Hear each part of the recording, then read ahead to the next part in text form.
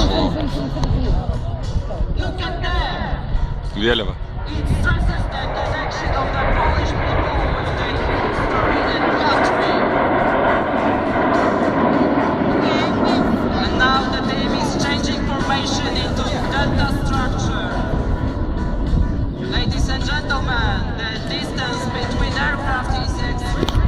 Skraidymas grupėje yra visiškai pagrįstai priskiriamas sudėtingiausias skrydžių. Raudoną vieną leidžia ir gaunasi Lenkijos vėliava. Džiugu, kad mūsų kaimynai turi tokią galingą grupę. Jie skraido lėktuvais Istra. Ir lėktuvas, sakykime, jau senas, tačiau Akrobatas. labai svarbu, kad Lenkai yra patriotai, išsaugojo tą grupę ir tos lėktuvus ir dabar demonstruoja nuostabiai darnų skrydį.